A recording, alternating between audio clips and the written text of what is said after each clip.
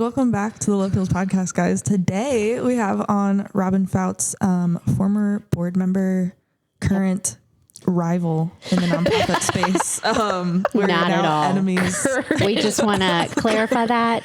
Not at all. Current enemy Current enemy. of the state. Which is why I'm here. Yeah. That's why they invited me. Rooting for rivals. Yeah, rooting for rivals in practice on camera. 100%. No, we're really excited to have Robin on, and I keep forgetting to ask Courtney to get bios from people for me to prep. So yeah. in true us fashion, you get to give your own bio and do a very brief snippet of who you are before we dive into it. Well, I am Robin Foutz, and I have been in the insurance world, or had been, for well over 25 years, and recently retired to launch our ministry in Appomattox, which is a parachurch organization that comes alongside the churches that are in Appomattox to equip, disciple, and then also to unify the church. And so partly, what does that look like? It looks like, hey, we're going to do some evangelistic outreach events, and then at the same time do teaching and discipleship that follows for a certain period of time.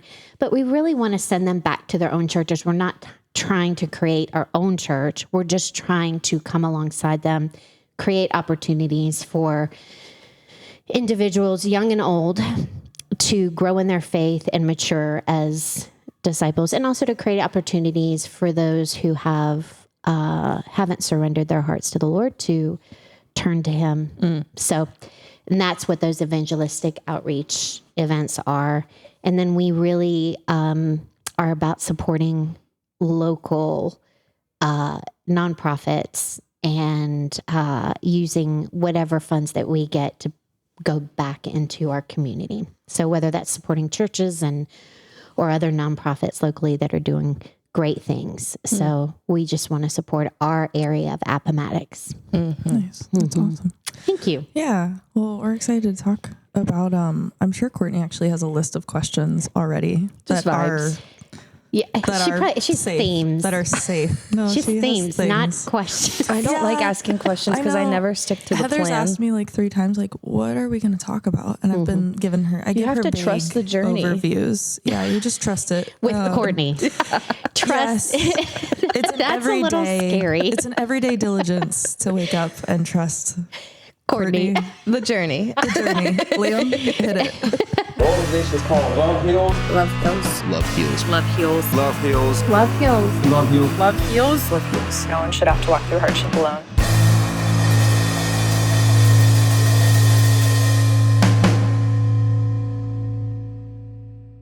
Quick shout out to Christine Avery, our season 2 sponsor with Realty One Group Leading Edge. If you guys are looking to buy, sell, downsize, any kind of house related things in the Richmond or Lynchburg area, she is your girl, and she also assists Spanish speaking clients. So thank you, Christine. Woohoo. Yeah, We love Christine. I know we haven't seen her in a couple I know. weeks. Christine, I'm where have actually you been? feeling quite sad. Yeah, I'm upset. I'll text Yeah. her. Christine, I'd love to meet you. You gotta You meet would like her. Christine. You would Yeah. love Christine. Yeah, she's easy to like. She came to my birthday. Where were you? I didn't get invited. Did you? Oh, shoot. As the second you said that, I was like, hey, think about it. Uh-oh. Think about it. Let's just be honest. Robin Foutz was not invited. She used her Was own she government rooting name. for? Well, I mean, to be fair, you had left the board right around that time, so Yeah, you did I feel like it was resign. justified. What were we to do? I gave you legit reason, legitimate. Yeah. We read the board meeting minutes again to approve them yesterday in our annual meeting. And I can't remember who it was who was like looking through them and said, oh, good, you did put in here that the whole board is sad. That, like I put a bullet point in there, which I forgot I did. But yeah. It said Robin resigns. Whole board is sad. in the minutes. You guys. And then Mike asked sorry. some finance questions and Chico was like, all right, Robin. Yeah, and then Chris asked questions, and she goes like, "Yes, Robin." So the spirit of Robin Yeah, the does spirit live of Robin on. lives on. Yay. Yeah, Yeah. It's like Jesus. It's a good thing. Hey, I'll receive that all day. Hey, all there we go. day. It is. Right on the line of blasphemy as per usual. No, just kidding. No, we are to be like Jesus. Come on, girl. Somebody Not says to make you nervous. Yeah, no. Let's, yes. That's heresy. okay. Just exhale. We can talk about it if we want to. No, just kidding. That's About not the point heresy? of this podcast. No. Yeah, say the worst thing that you can think of. Courtney. no, Go. no, I'm just kidding. no. I'm kidding. I Robin can think will of a go. couple things. All right, Robin, what's your like background? How'd you get here? Lynchburg life. Are you from Appomattox? No, actually, I was born in Cleveland, Ohio. Oh, Can you wow. believe that? Yeah. I can. I was. Yeah, I was- but like that's so random. It is because you don't know that about me, right? You're Yeah, like, fun okay. fact. Yeah. Yeah, okay. Little fun facts here. Born in Ohio. My mom's side of the family is all in Ohio. Moved down here when I was around 3-4 years old. And then, yeah. So basically I'm from here, right? For the most part, in Lynchburg. And then I went to school here, went to elementary at Timberlake Christian School. Shout out to that sweet school. And then Boonesboro Elementary in 5th grade, and then high school at Jefferson Forest. Listen, I think I peaked in my high school years. No, I did. kidding. I'm just kidding. I mean, I like to Acknowledgement is the live. first step. I like to live in the fact that I was captain of the varsity football cheerleading squad back then. I mean, and the tennis team. I mean, look at how important I am. I didn't do any of those things. I've yet to peak. That's okay. The best is yet to Listen, come. isn't it sad when people say they peaked in high school? I've never said that. I certainly In high did. school, I or was in they- the marching band. I was certainly not I was hard to look at in high school. Even if you brag on your high school, it's just kind of embarrassing. My high So- school was in huts for a good trailers No way. for a good long time. Yeah. Were they doing construction or something Nope, back then? that's No. just poor. Thanks for asking. We're just nope. The hard part is when schools grow so quickly, they're like, where do we put them? So they buy mobile homes. Outside. And, like there's mobile trailers. Yeah.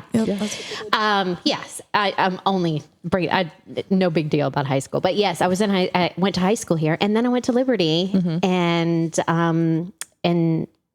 then just stayed here. And started working in the insurance world in the mid to late 90s, and then stayed home with my kids when I had them. Currently have a 26-year-old, a 25-year-old, and an 18-year-old. And I stayed home in 2000 until about 2008, and then went back to work and have been doing employee benefits since 2008. And then I turned 50 in July this last year. I'd gone back to school because I didn't finish my degree at that time, and then went back to school, finished my degree in interdisciplinary studies, theology, and education, and now currently just heading straight into seminary, and retired from the employee benefits world in December. How's that? It has been pretty amazing. It's just now here's the thing. Yeah. I loved my job. I loved what I did. I loved the relationships that I had built over the years. I worked for great people, in my time in that world. And, but I know the Lord was calling us out. So I've been on multiple boards, for years, several boards. Resigned from multiple floors. Yes, or fulfilled my term, one or the other. Fair enough. That's so funny. And we just have a son that was hit by a car riding his bike when he was 12. He is the one that's 25 now. And that, I think, shifted our perspective on what's important. While we worked hard, my husband owns an HVAC company.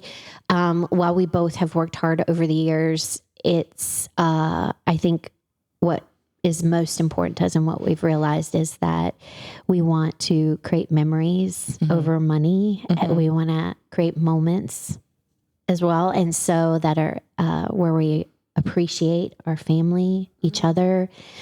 And so thankful for the success that we've had. We're so thankful for all of that, but none of that really matters in the grand scheme of life. And so, that's where that happened in 2012, his accident. And we have been, pretty much full-time caregivers ever since.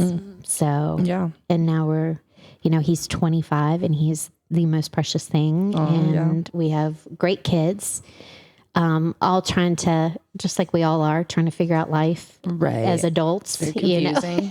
Don't know what I'm doing.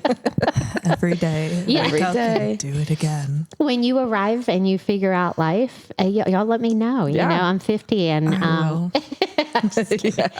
I think we're always changing and growing, and I hope that I never remain stagnant in that, and that there is something new that I'm learning, and that I don't feel like I've arrived at it. So You just teed up a bunch of questions, which is why we follow the journey. But I think you should go back, because I want to talk about your son's accident in that perspective. Because in the Love Heals world, you're all of the things we talk about: innovators, builders, healers. But in this, I think healing is a big piece of your journey I'd like to talk about. But going back to the beginning, why did you get into insurance?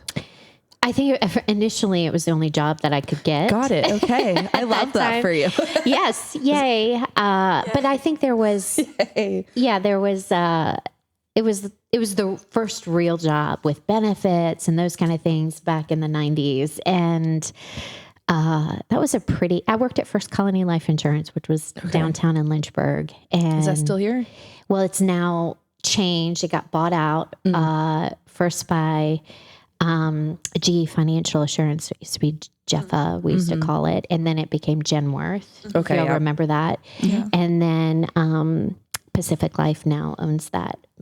Most of that building downtown. That's where it was. Oh, Downtown. cool. Yeah. That's a cool building. It is. Yeah. And it was a great place to work at the time.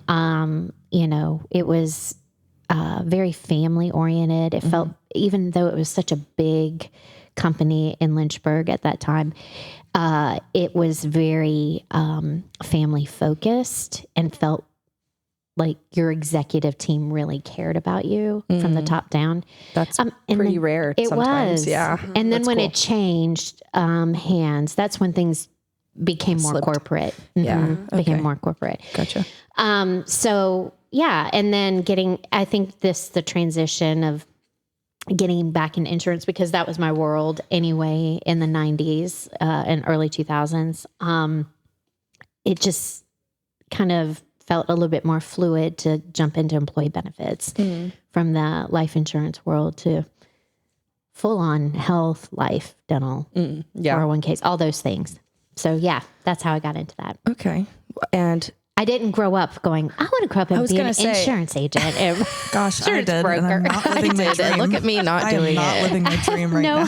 Do a lot of people wake up thinking they want to be insurance? Maybe if they grew up in a family that owns it or is a part of that. I asked Jesse yesterday because my sister's boyfriend started selling insurance and he's doing really well. And I was like, Jesse, is that something you would want to and connect to? And he was like, I would literally rather die. And I was like, oh, all right.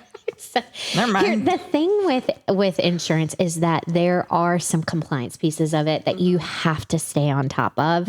And there is constant education around that. It's not just, hey, I can sell you some insurance today. It really is more comprehensive than I think it used to be, where you used to could probably just do that.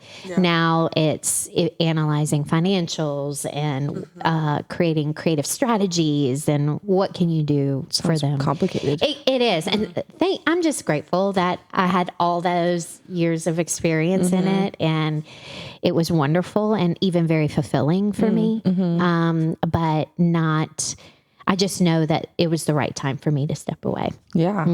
That's cool. Do you have to how do you sell employee benefits? Like, do you just cold call people? What are you doing? You sell them to companies? Yeah. What's your job like? So, sales is an interesting beast, right? And it works differently in different fields. I think when you are working with a company's financials, and it's terrifying. So there is a bit of a fiduciary responsibility on both sides of that coin, because you represent your client and you represent the carrier, the insurance carrier. And so there is a level of trust that my partners, my clients, my customers have to put into me. And that takes time. You can't just go in nowadays and make just a sales pitch. You are a trusted advisor to them.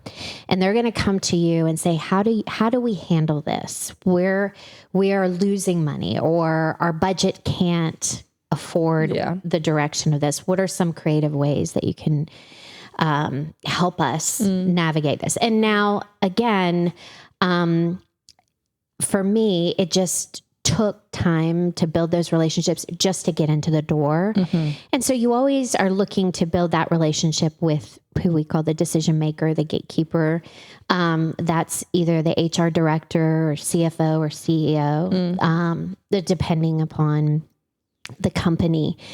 All of those executive positions, or those directors, they are a vital piece in that puzzle. And so the more that they trust you, the more the opportunities will come to you. And the great piece of that is once you get into some of these companies, then they begin to refer you. Yeah, I was going to say the door starts to open other That's places, right. so. And I think that is how, I'm so grateful for so many people who opened the door for me, who allowed me to come in and have lunch with them, or, just to have that foot in the door and then to build a long-term, long-lasting relationship. And I think there's some great ways to even connect to, with different groups, business groups that are out there as well.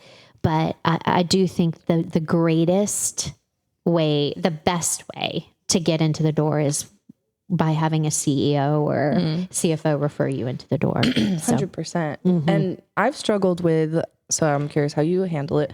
I don't want my relationships to have, because it's built on, like, for us, it's monthly donors or whatever. It's built on relationships. But then I can get into that panic mode where I'm like, well, but I don't want to look at people like dollar signs. And I'm sure you didn't want to look at people like clients. Did you struggle with that issue at all? I did. Yeah. How did you navigate that? Yeah. Speaking from someone who's there right now. Right. How do you handle, you want to treat people well. You do. Yeah. But you also realize you need blank. So it's like, sure. Yeah. Here's the thing. When you know that what you bring to the table is valuable, it's not about their dollar sign. It's about what you're bringing to the table. You're not there just to say, give me money or pay for me to be your broker or give me commission or give me money for my, I think you should set that piece of it aside while you know that you need the money, right? That is not your driving motivation. That's true. Your driving motivation is the value of your organization. And that should be what you're filtering things through, not through dollar signs, right? So I would say set that. It's almost a belief, like I'm only here I don't want to ask for money. I don't want to, set that motivation aside and say, set that thought aside, because really what you're motivated by is the value of what you bring into the table. Yeah. And if you believe in that, people will rally around you, and it may take time. Don't get me wrong. Practice. Yeah.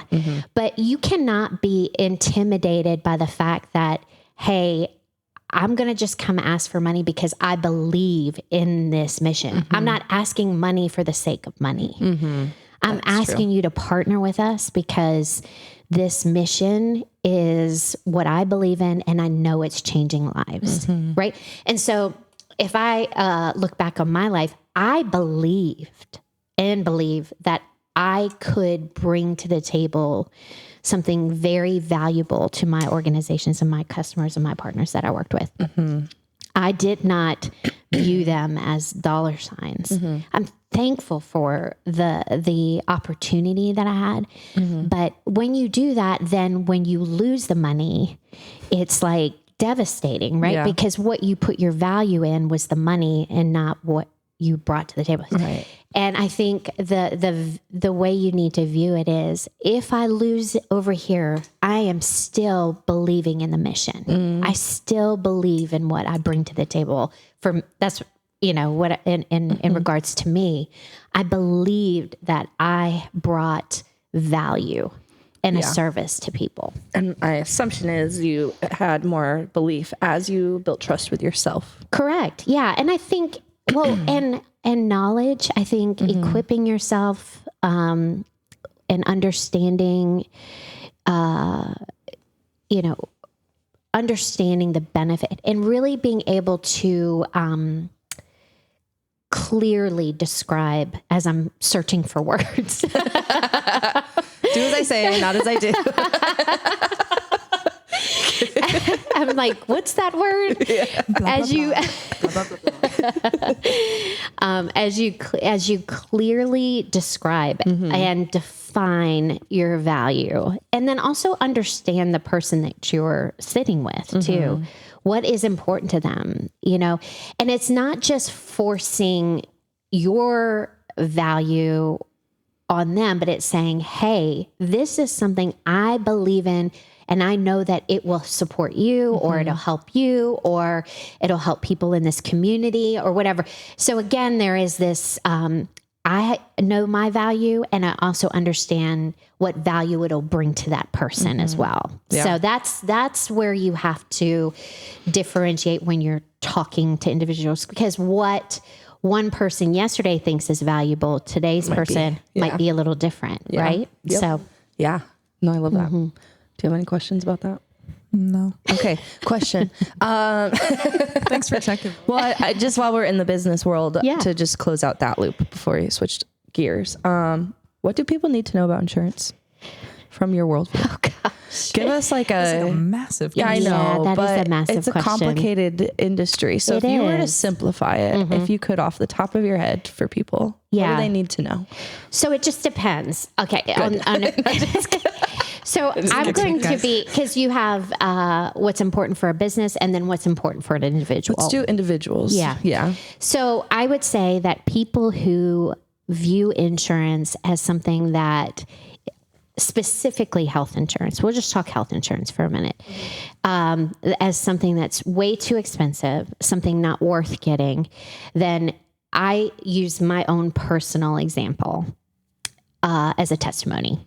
So we don't buy insurance just so we can spend hundreds of dollars a month so that I can go to the doctor when I get a cold or have a sore throat. We buy insurance for those catastrophic events. And that's what you have to view it as. Elisha's accident, my son's accident, he was in the hospital for 4 months. And not only that, since that time, overall, he has had 16 surgeries. And the fact that we were able to have insurance to be a safety net to help catch us when something major happened. I think that individuals need to be better consumers, evaluate the purpose. Why am I spending this money?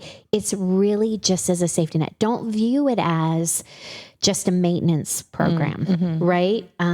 You view it as, I can just buy a high deductible health plan that covers my preventative services at 100%. And then it can also be that safety net should something catastrophic happen.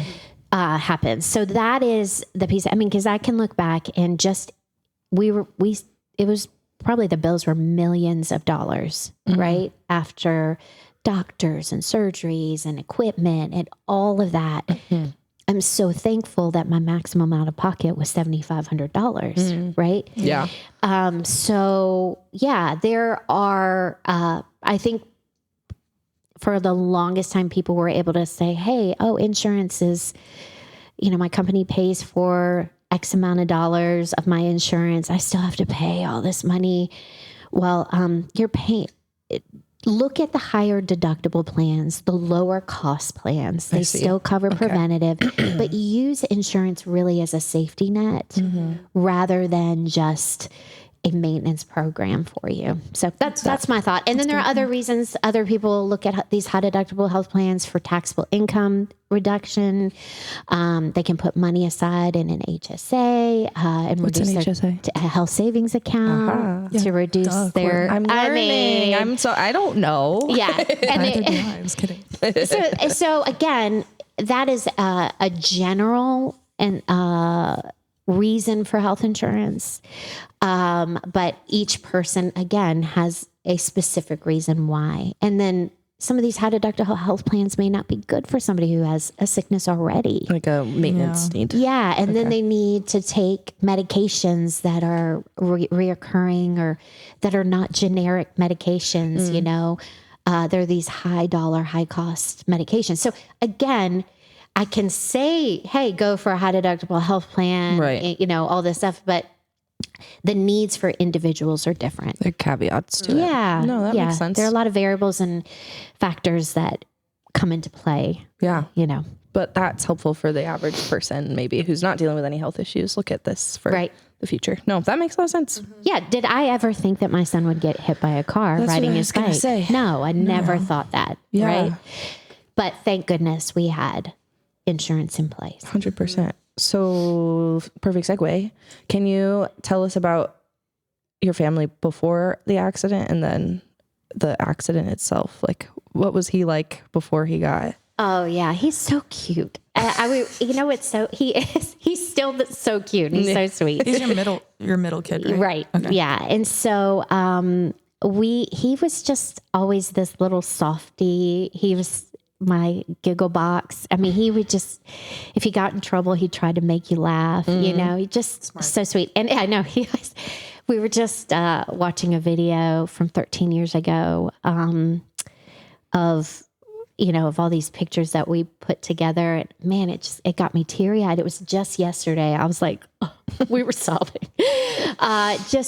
He had such a sweet personality. And the great thing is, since his accident, that hasn't changed. His personality is very similar to what it was before. But yeah, we were living in Lynchburg at the time, and just kind of learning the ropes. We are a blended family. So the two boys are my biological children, and then our daughter is my husband's biological child. And we were just kind of navigating, newly married. My husband and I had gotten married in 2011, October. And we were just enjoying life and, living in this beautiful historic home right there off of Ford Avenue. And it was just beautiful. And the boys had some relationships and friendships within the community there in the neighborhood. And they'd go out, ride bikes all the time. Ford Ave's a great area, especially in the back neighborhoods. Yeah, we were off of Richmond Avenue. Okay. And it was never busy, hardly ever busy on our roads. Fort obviously is, but they were never on Ford Avenue. They were on the like in the neighborhoods. And and then it was like, even that night, the accident, we were having family night. Josh, my oldest, had cooked us spaghetti dinner. Cute. And I know, and we were gonna play Bible Pictionary, actually. And I would. My mom is going to have a field day with this. You've ruined didn't even know that was an option. You've ruined so many holidays for my family. So the funny part is that, I was just like, hey, why don't we play Bible Pictionary tonight? And so. Sounds good to me. No, Debbie, no. And we sat down at dinner, had dinner, and then we were like, and the boys were like, "Hey, Mom, can we ride down to the park down the street?" And it was at the church, Oakley Avenue is where it was, and I was like, "Sure." And they just normally just stayed on the sidewalk, no big deal. And so then I'm sitting down on the sofa, and I'm getting like writing out different stories from the Bible to put in for Bible Pictionary. And I write out Cain and Abel, Joseph and his coat of many colors. I'm just Adam and Eve, Noah's Ark, all the things. And then I get to Abraham and Isaac. And it's so crazy because out of all of the stories that I had written down, I had felt like, I want to look this up again. I want to go read this again real quick. And I went back in and I read it. And the thing that stood out to me, which is crazy, even in that moment, was that Abraham had faith that God would raise his son up. Like he knew that he knew. And then it says that in Romans, and then even in Hebrews, it kind of touches on that as well. So there is this, that Abraham knew that he knew that God was going to raise his son up. And I was reading that right in that moment. And then probably, I don't know, 5 to 10 minutes later, the door knocked, and it was one of the boys that had been riding with Josh and Elisha. And he said, Mrs. Foutz, Elisha was hit by a car. And I said, I don't know what I was thinking in that moment. I didn't think it was. You're like, oh, he's okay. Just get up. Yeah, right. Like, yeah. Okay. Yeah. And I could tell by the look at this kid's face that it was pretty bad. So I called to Nate, and we were both barefoot, and we just ran down the street. And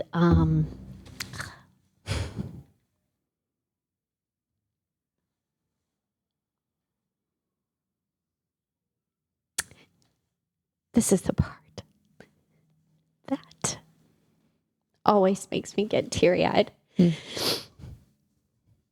Is we ran down the street.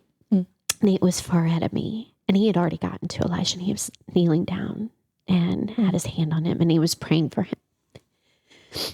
And I looked, and I just saw my 12-year-old like laying in his own blood. And as a mom, how do you handle that, right? Even though this is, we'll be 14 years later. That moment always, it's so etched in my mind. Yeah. That, every time I talk about his story, which is beautiful and redemptive in its own way, that moment was,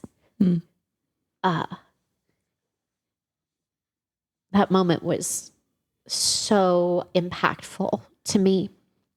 I don't think I'll ever get over that image, right? I don't think any mom should, right?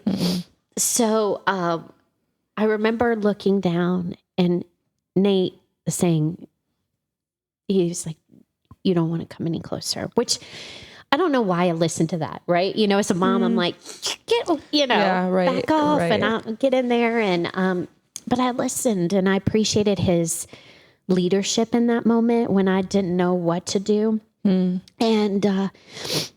I remembered I looked up to heaven, and I lifted my hands, and I said, God, I don't know what's going on, but I know you. I remember saying that. I was like, I know you, and I know you are good.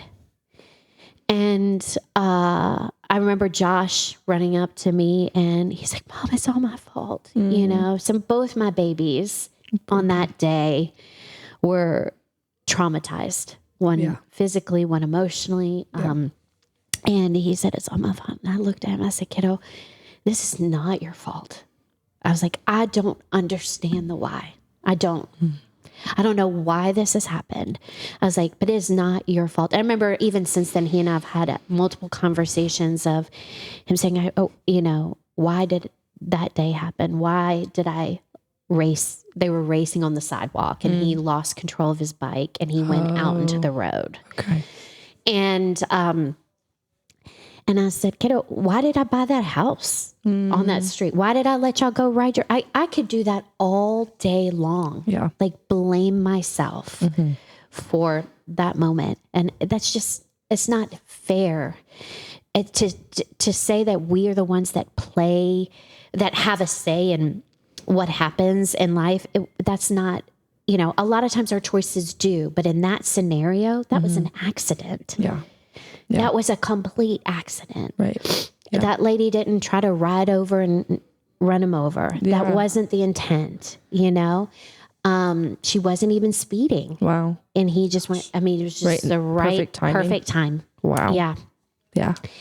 And I don't know. I think sometimes people view our faith as delusional. I've had people say that to me. See, we're 14 years in, and here's the thing. I know who God is. I know who he is. I know that he is a healer. If we don't see it now, it doesn't mean that God has not moved mightily in this situation, that God hasn't healed Elisha in a certain way, or that he couldn't be healed fully. But it's just, we trust the nature of who God is, even in the things that we don't understand. And we trust him even in suffering. And that is, I think, hard for Americans. I think the expectation is, well, this should be easy. Life should be fair. Or if God is good, he should. Right. That's right. And it is hard to process. That is. It's hard to wrestle through, especially when you look at exploitation and that kind of thing, Absolutely. Because we are in a broken, fallen world. Also, darkness and evil is rampant. That situation, I don't think it is because of, anybody else's personal evil. We are just in a broken, fallen world. And an accident happened. And I feel like it's unfair that happened. It's been hard and beautiful. It's like you can carry both of those feelings. You can carry the frustration, the disappointment, the anger. And then you can also, on the other side of it, can thank you, God, for the lives that have been impacted. Thank you, God, for the healing that's taken place in Elisha. Thank you, God, for, the way that we're able to protect and provide for him. That's all because of God. And thankful that he trusts us financially to take care of Elisha. He trusts our decision making for Elisha. And I don't minimize that. And so, I think that day, after I lifted my hands and just said, God, I trust you. And I remember, just praying. I just walked around and kept praying. Like, I don't know. That just was the beginning of the journey. And here we are.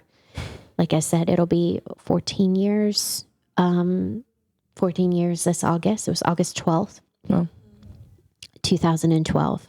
Wow. Yeah. That's a long time. August 5th. I get them August 5th, maybe. Yeah, August 5th. Sorry. There you go. Okay. Yeah. Something, maybe. Something one of happened those on the 12th. days, and it was August. September. Something happened on the 12th, maybe. It was actually no, sorry. I don't want to. It was August 3rd. August 2nd. Yeah. August 3rd.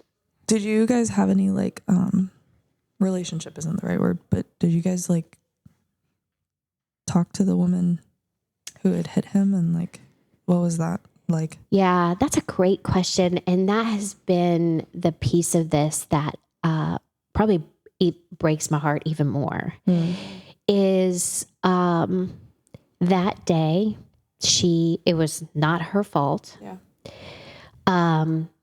She was sober, she was sober, all that stuff. But come to find out, she had struggled with drugs for years.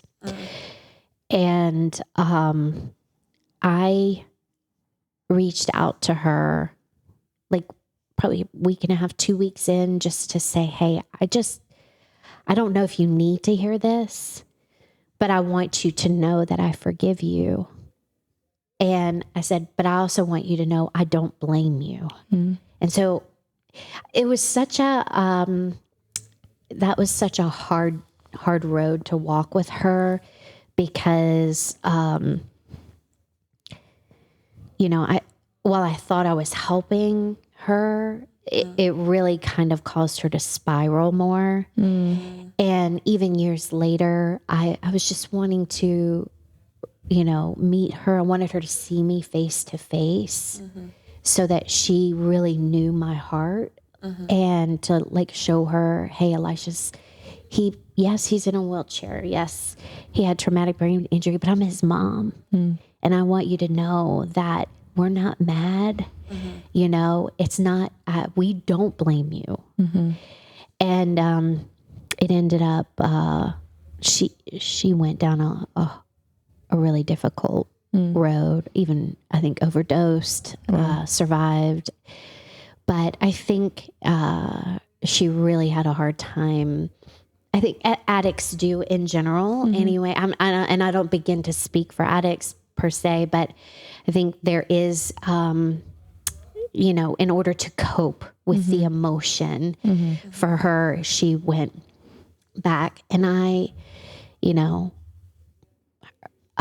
know that their family has struggled with addiction. Her mom ended up calling me, and it was just it's just been a hard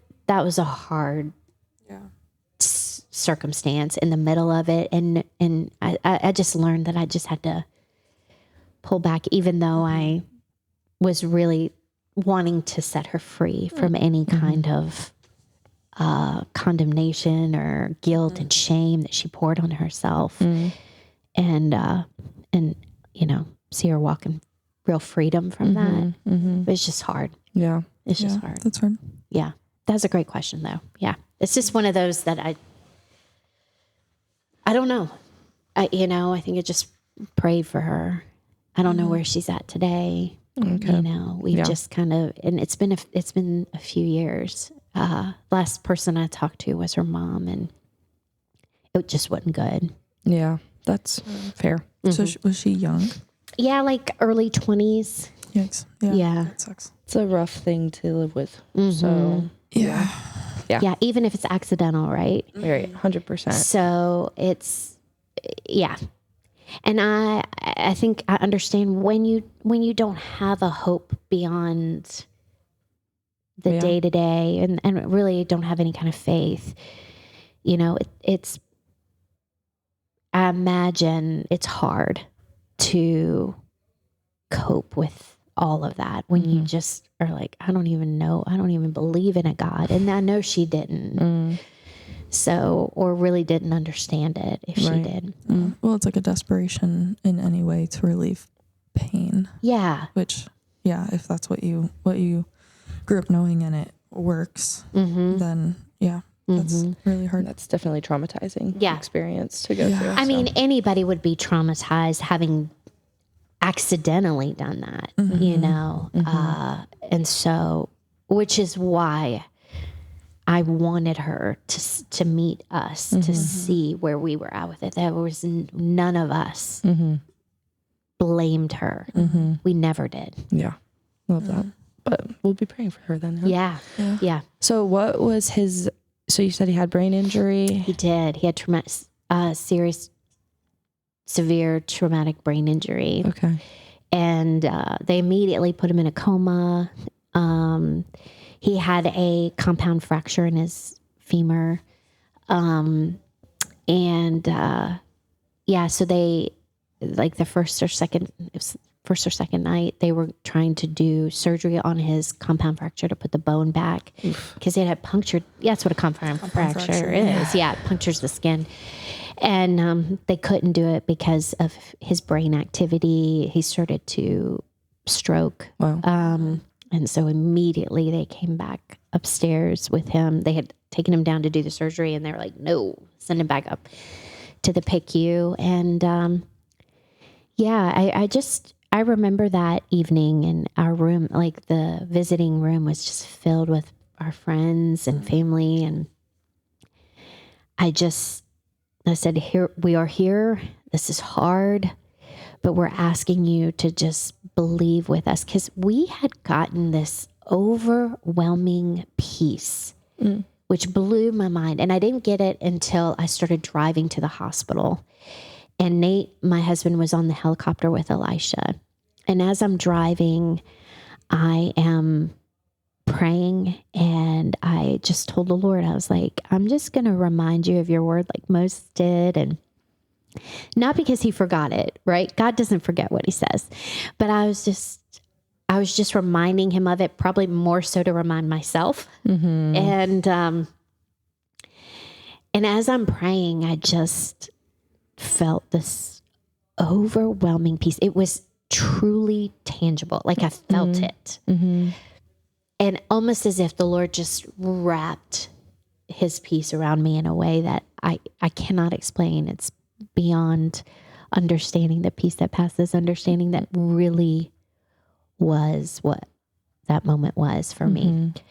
And so drive up to the hospital. Nate's already there because the helicopter had already gotten there. And I said, babe, I have peace. Like, I don't know what's going to happen. And I'll be honest, maybe in my naivety, I just thought, oh, he's going to rise up. It's going to just be great. He's just completely healed. And little did I know that is the peace that would sustain us. And even to this day. But my husband said, oh my goodness, he hugged me. He said, babe, he said, I was on the helicopter and I'm looking out and praying. And he said, I'm looking at the land, and he sensed, like, if God can create all of this, he's going to take care of Elisha. And he said, in that moment, he got peace. And he said, it was so overwhelming. And so, And so I think maybe it was at the same time. I don't know. We like to think that way. Yeah. But, the fact that we both had that peace as we walked in there. Right. And that was the same peace that we were able to walk into that visiting room with all of our friends and family and just say, we don't know what's going to happen, but man, we have this peace. So my husband said, while we're here, we're going to be missional. Which is crazy. Again, I loved that. And I was so thankful for it. And so, yes, it was hard. Many times I sobbed many times, and I loved it because the doctors and the nurses were like, anytime Elisha had to go for a procedure or whatever, one nurse in particular, she's like, everybody stop. Mom wants to pray. Mom, come over and pray, and it would they just knew us, wow. And, we were able to, gosh, I can't tell you how many people we prayed for on the PICU, parents and their children. People came up and brought us stuff that we were able to even give away onto the hall to other families that were there. Overflow. Yeah, it was just such a, beautifully amazing and difficult situation. Two things can be true. That's right. Paradox. That's right. So how has your life changed for the better? Yeah. Since then? Like, what is the big thing that's like, gosh, I'm really glad this happened because... Yeah. If I could go back to that day and redo it, I would say, yeah, let's redo it. Let's not. Let's not have this whole thing happen. Yeah. I mean... however, God is so redemptive. That's just who he's just a redeeming God. And the fact that Elisha's story has touched lives around the globe, really, I mean, people love to see his joy, and we haven't been as good on social media as we used to be. I saw a video the other day of them going back and forth in front of the camera. I know, it's so silly. But people, I think, have a hard time understanding joy when it's not like how it should be.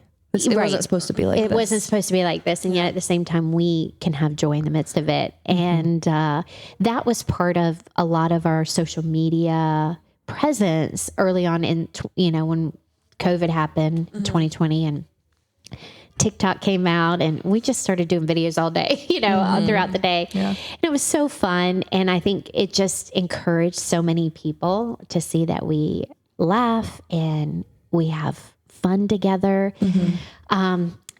Is it easy? No. Some days are.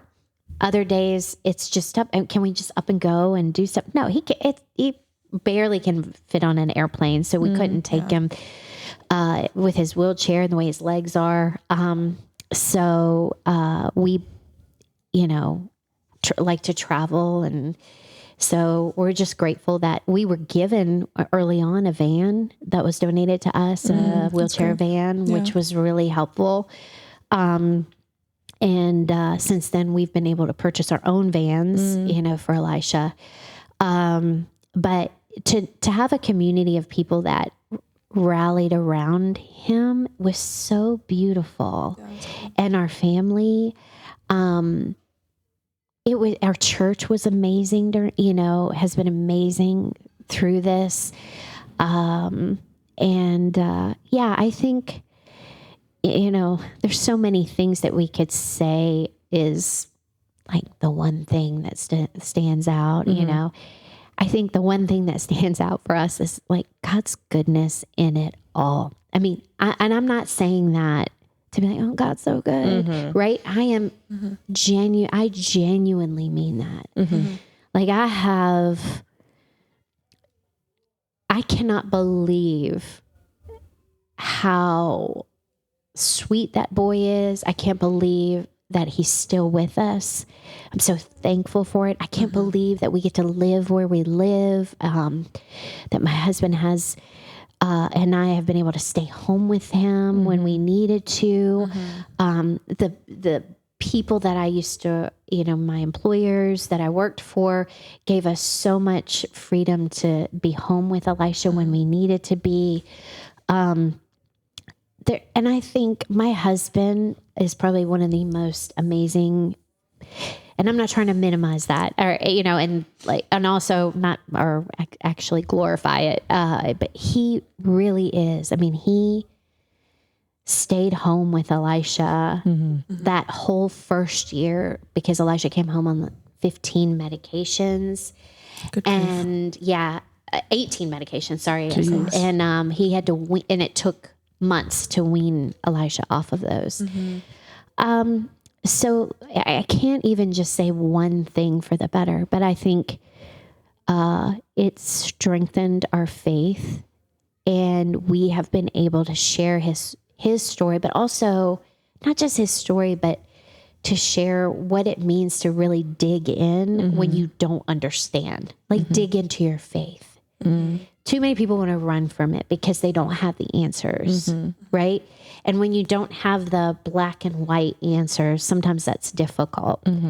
But I think digging into your faith in a way that's, because I know you, not just I've read about you, right? I think so many times if we truly know a person, then we don't question everything, every decision they make. We're just like, yeah, that doesn't make sense, but I know you, Courtney, right? Sometimes that's pretty normal. All the time. So why are you It's like doing you're that? in my phone calls. It's like, okay, whatever. It'll make sense. Fine. Give me a minute. You never say that. You say, okay, just listen. Or sometimes she calls me and she says, don't be mad. Yeah. That sounds like it was so funny when you were talking at our house the other night. We were all talking and I'd leaned over to Nate. I was like, Courtney, you remind me of an older version of my daughter who's like, okay, hold all comments and questions to the end. Let me finish what I'm saying. We'll get there. The plan will land. Wait, the plan will land if you just give me time. And then it's like you take somebody says something and then you're like on another conversation, another topic. You just like switch it, and you just remind me so much. And an older version of her, more mature. Yeah, definitely. But yet at the same time, figures. Okay, that's fine. It's fine. It's totally fine. Hilarious. Yeah. But I think that's the question. Like, I think people always want a black and white answer. I do. Yeah. And sometimes we don't, but it comes from knowing the person. Yes. And when you know God, then it's like, I can't run from that. I just know you're too good. I know that I don't see the big picture, but I know you're good. So what I am learning that I hear you living right now is that what you've learned to do is you've learned to live with the micro moments of celebration, because if you wait for the big, you won't live. Like if you wait for your life to start with all these big things happening, I realized that because I was like, gosh, I keep waiting for the big thing to happen. Like when are you gonna move, or when are you gonna blank? It's gonna be a big transition. And it's like, gosh, if I keep waiting for the big thing to happen, I will miss my entire life, because it's all these little things. So it sounds like you're learning how to find joy with the teeniest of things. I mean, I don't know your dynamic with Elisha, but he always seems very happy to see you, and you've really made his room something for him. Just you've been intentional about all of that to keep it normal, but also celebrate the good day. Like if you had a good day, celebrate it. Yeah, I think that's a great way to say it. Yeah, those micro moments. Micro. Yeah, it's not big and grandiose a lot of the time. Well, those are the things that make us, not the, sure, the accident made a massive shift in your household and in your family, but the little moments of helicopter ride, driving, talking to people in the little clips. ICU, all those little things, that's what made up the experience, not, Yeah, I agree with that. I think in those micro moments have happened so much over the last almost 14 years. Yeah. And you have to catch them, or you miss them. And then you think nothing good ever, like you could still be thinking,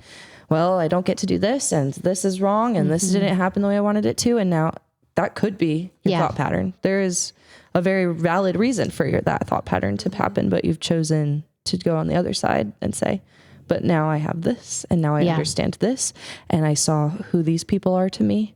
And when like stuff hit the fan, they were here, and like you kind of got to see what was real, like reality. Yeah, you know. And it's fascinating to me because I look back when we started posting videos, and I remember you get those trolls on your videos, and we've had several videos go viral, and some of the comments are really short-sighted comments. And I remember one comment was, his quality of life is terrible. One guy said, you should have rolled him off a bridge into a river. Yeah. Some horrible. What's his name? Yeah. Sarah activated sniper mode. I will find him. Yeah. And I will roll him off the bridge. And that's a crazy thing to say. Oh, Mind my your word. Business. Right. And not even just that, but I think people want to troll, right? They're just, there are people out there that they don't, and also people who just don't understand. Well, those people are miserable, and they're projecting because they want a misery loves company. Yeah. And you're probably right to that. Yeah. There's something to be said about the people's perception and understanding. When you don't have hope or faith, you cannot see beyond the micro moment, right? You also can't see beyond it. And what I mean by that is like I'm going to enjoy the micro moments rather than be defeated in the micro moments. But also I know the end in faith, right? I get to live from victory. I know what the end is. Like Restoration, healing, heaven. That is hard for people who don't have that or don't understand that. And that's okay. We can differ and disagree on that.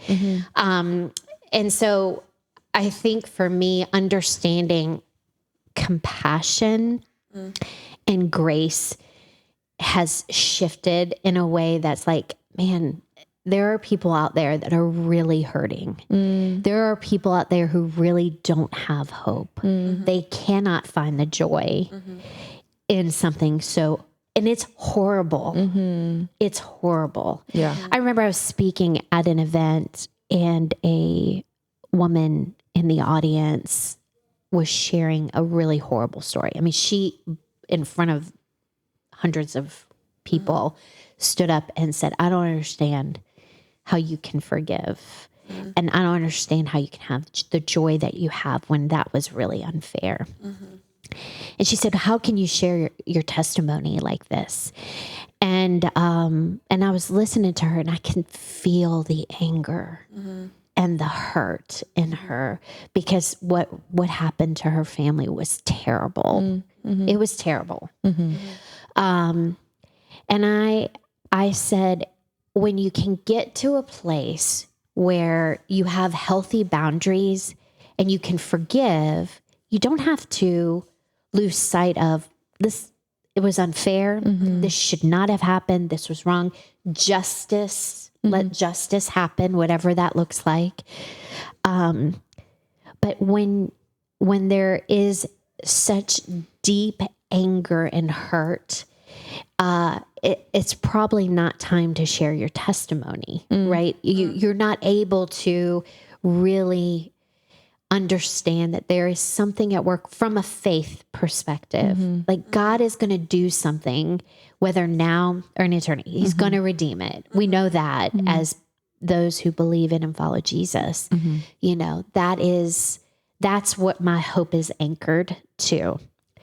But I think it's the easier thing, and maybe we deceive ourselves into thinking it's easier to walk in anger and frustration, when really that is and living in that, living from that, it is only destroying us when God is going to redeem it.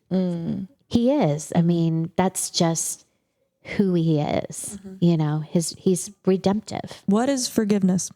What does it look like human to human on an earthly realm? Not like the necessarily God's forgiveness, but like, because I think a lot of people equate, and in unhealthy spaces, a lot of people equate forgiveness with like, now we're good and we can be friends. Right. They equate forgiveness to reconciliation. And I think that there's like a misconception of like forgiveness does not equate like best friends. Right. You're not back in this, the safe circle. Forgiveness is for yourself. So like what is it?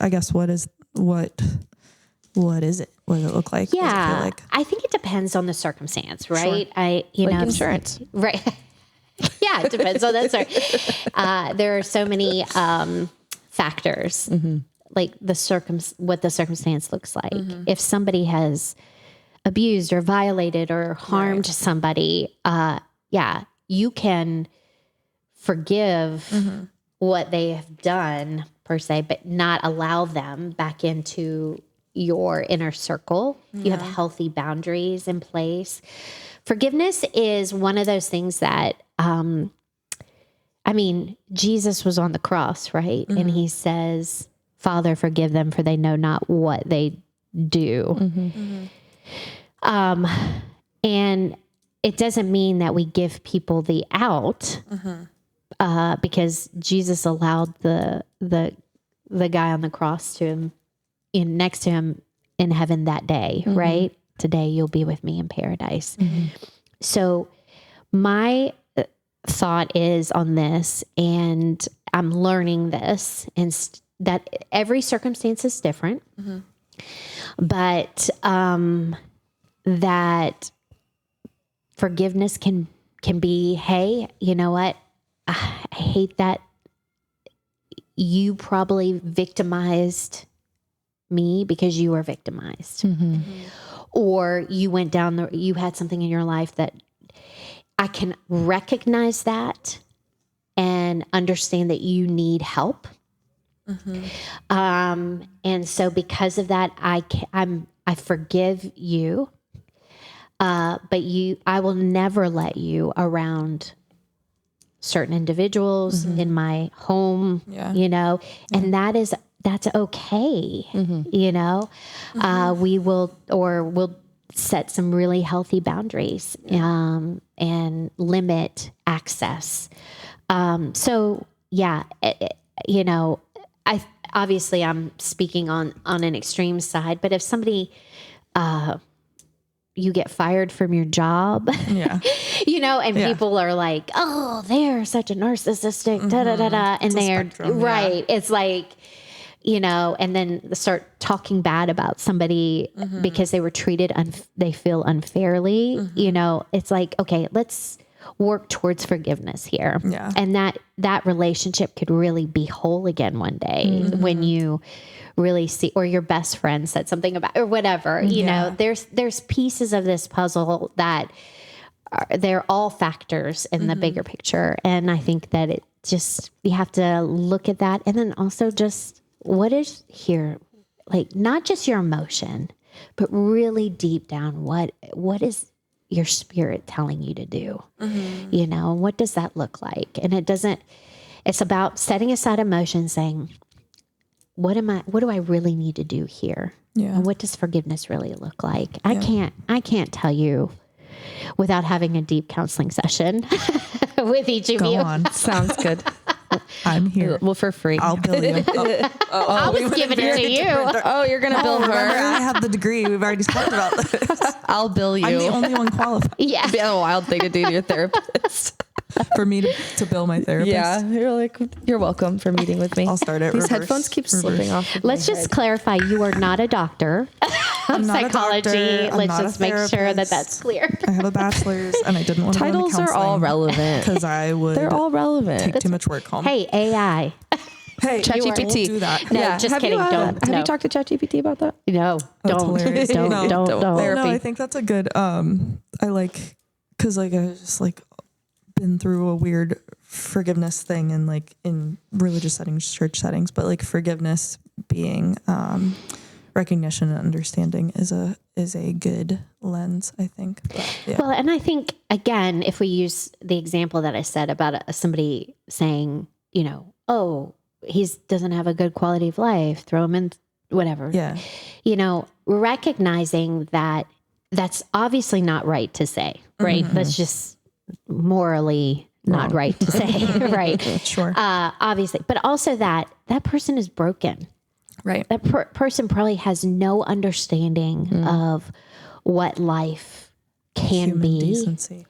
right? Or what life could look like, or even what is beyond, right? This is what hope is and faith is. So, Yeah. It's also was the cost of you putting yourself out there. That's right. That's true. Which is something it's like, gosh, right. I see something's wrong. Do I keep where I am or do That's I right. call it out? Or I have a story to share. Do I say it? Yep. And bring hope to people, but also I'm going to be dogged down like this. So Vulnerability anyway, always has like a cost. it was just a cost. So Yeah. it's sad that that's the cost to pay, but it's also real. It's the world that we're in. And Yeah. I think you have to go in with clear expectations or understanding of that, because it is what it is. People are hurt. And so they project it on you. You know? So I loved the two things to like that you shared. One, you should probably wait to share your story until you're more healed. Like that doesn't mean maybe don't share it in groups. Obviously share it with smaller groups of people to get healing and help That's right. process. But like platforming or That's right. staging or whatever, seek healing so that when you share, it's from a place of unity and healing, not of division. So I think that's a good one.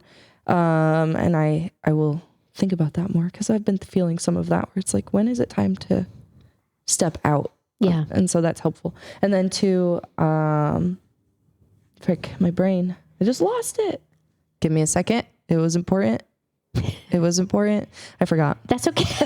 It was so important. I forgot. This is what I worry Vital about because my brain information is that like we're missing. ding, ding, No, you're ding, good. ding. Did it have anything to do? Okay, you said 2 points. Yeah. First one was don't share until you're like from a ready. place of feeling- Oh, what kind of person do you want to be? Is well, not exactly what you said, but it's like what I took of it. Like, do you want to be miserable and only focus on this, or would you Choices.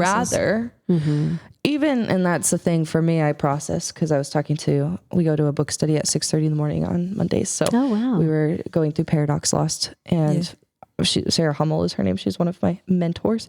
Yeah. And I was like, gosh, I just like, sometimes I lose faith that God is even good, and it's really hard to regulate when you don't even believe he's real. Like, you know, like then it's like, where do I anchor? I don't even have an anchor. And she talks about visualization and stepping back into prayer and like just visualizing things and allowing yourself to be open to the Holy Spirit. That's right. And then it's like, what person do you want to be? Do you want to be the person who's floating frivolously out and like confused and grasping onto everything and angry and living out of your flesh? No, I don't want to be that person. And when I enter into God's presence, I do have more empathy.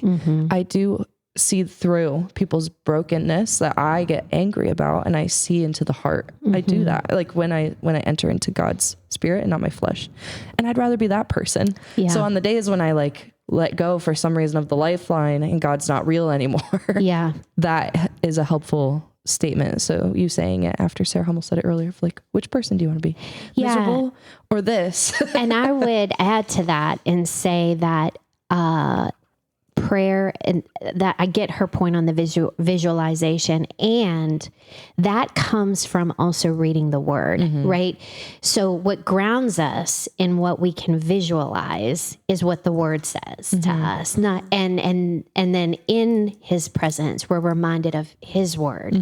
And so I would encourage, at the same time as you're in that moment, like open the word while you're praying, you know, and read that, not just in prayer, outside of prayer too, but that helps you to understand. It kind of grounds you, like you said, in who God really is. Yeah. So yeah, I would just add to that. And they always become a more peaceful person. Yeah. Why wouldn't you want to be a more peaceful person? Sure. So no, that's good. Court, you want to tell them where they can find us? Wait, hold on. Anywhere we can find you guys for your stuff. I do that last. Oh, it's for us first? I've been trying to do it that way, but you keep cutting me off If you every want to time. follow, you can As find Love evidence. Heals at weareloveheals.org, and you can support us by buying some merch on our online store that's on our website. You can sponsor something. We have events galore, and you can donate on our website. That's how you can support us. That's right. Yeah. that And they is right. should. And they should. Love Dang Heals, it. I'll just say this, what they do for individuals who need their healthcare costs covered blows my mind. And I think just go down the rabbit hole of Love Heals. Just go to their website. Don't just say, if you want to find out. No, go. Everybody go. Walk, don't run. Yeah. Go Wait, no, the other way. Run, don't walk. Yeah. Crawl, don't sprint. Stand still and go. Stand still and click enter. Then you'll get there. That's a sticker. Walk, don't run. So that you don't slip and fall. All the way over to weareloveheals.org. Oh, you're so Good. Okay, Thank you. now that Yeah. I've done that, where Yes. can they find more about you? And what's your organization called? It's called Leap Community. We are working on our website right now, but I said good luck. Yes, we're working on that. But more than anything, we're not trying to become famous in any capacity, but we want to come alongside and support the churches in Appomattox. And so we do have an upcoming event on May 23rd in Appomattox where it'll be a worship night. And we will do have some teaching that night, but it'll be really kind of cool under a tent. We've got some rugs and stuff that lay out and some chairs. Yeah, it's just like a good old tent revival. I like but it. not really. Definitely more modern. Yeah, I was like, I'm triggered. No, very comfortable setting, kind of more boho feel, just a very living room setting. Good. Love it. And we want you to come, but ultimately we just want to see Appomattox just turn their hearts back to the Lord. So Leap Community, you can find us at, I have our Facebook page is Robin Foutz is my Leap Community, Robin Foutz Leap Community. We have Leap Community on Instagram, leapcommunity.co. And then, you can follow our family at Foutz Family on Instagram and TikTok. We are the Foutz Family. The Foutz Family. I think that's it on Instagram, or it's Foutz Family, Foutz. And you get to learn about our journey and see some of our older videos and newer videos. Yeah. But yeah, and Robin Foutz is really kind of where people can land and find me on Facebook as well. I love it. Awesome. Yeah. Well, thank you so much. And Thank let y'all. Nate know that we're going to be doing a concert very shortly at your home. So thank you, Nate, Yeah. for allowing us to Thank do that. you It's to on Mr. air, Foutz so it is now official. You can't take it back. We've if you just look back. announced it. Date is coming soon. Date is coming soon. Date pending. We will be having is a gonna be house huge. show at the Foutz Yeah, family. it's going to be great. We'll put the address We will out put it publicly. out everywhere. So Yes, thank and you so can't much. come unless you come to our event at Leap Community. It'll in be the May. after party. Thank you. Thank you. Oh, thank you both. And we'll see you guys next time. Yeah, thank y'all.